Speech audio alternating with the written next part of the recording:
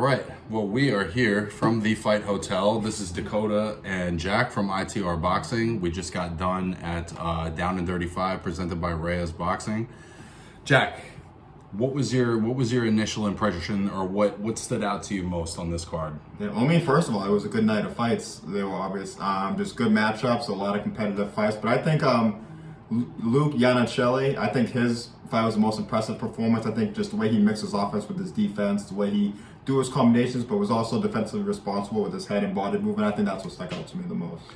I agree, man. I felt like, early in Luke's career, having been in his pro debut, Luke got some quick knockouts early in his career, and I think people have kind of come to expect that. But I think in this performance, he actually did a really great job of, using his head movement, using his defense, using his boxing ability, and not just relying on the power, and doing a nice job working on the inside.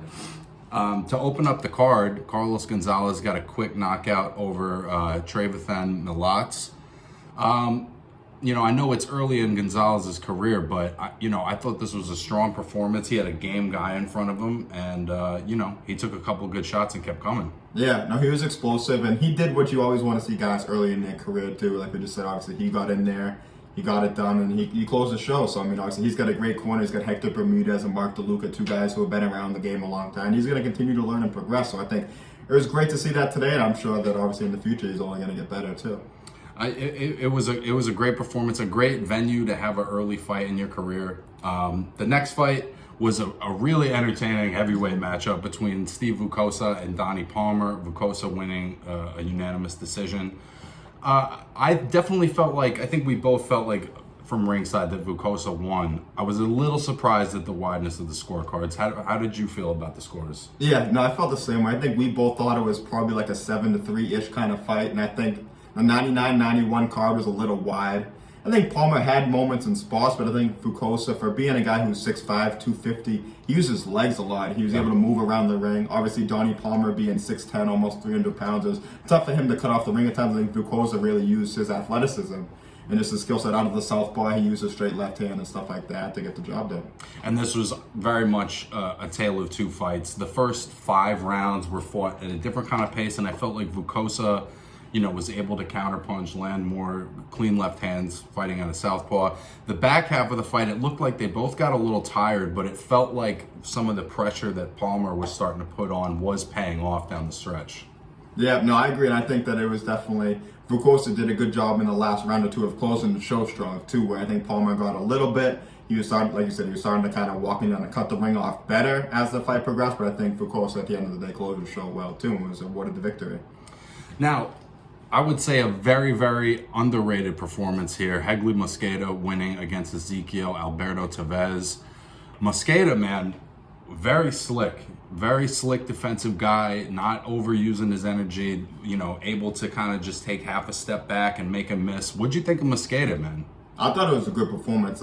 He's 23-0 now, and I think you can kind of see that in this fight. You could see it's a guy who's well-seasoned. He's got a lot of experience and stuff, and he used that, like you said, the way he was able to master distance. He was never smothering his punches. He always took that kind of half-subtle step back, defensively responsible, nice and smooth with his rhythm and everything. So I think especially at 126, I mean, I wouldn't be surprised if you see him get a bigger time opportunity at some point coming up, because I think he's looked at a lot of things, and those things can, I think, also progress to the next level and can take him to better places too. Right, like you said, those skills do carry over as you step up in class. I think Mosqueda, what I was really impressed with, sometimes it's tough to know when you got a guy that's 22-0. You don't necessarily recognize any of the opponents. It could be not a fake record, but you know what I'm saying. Mm-hmm. And I think that he looked like a guy that's ready for the next level, whatever that next level is. Yeah, no, he 100% did, and that's what we always want to see on these kind of shows. You want to see not only a guy get the win, but also show the levels in between. I think he was able to do that and show that he is knocking on the door of a big TV time opportunity. This is a great card, bro. No, it was, and I just want to give a shout out, obviously, to Mike Reyes of Reyes Boxing. Obviously, he took care of us. He got us in a sweet spot, and just he delivered. I mean, like you said, every fight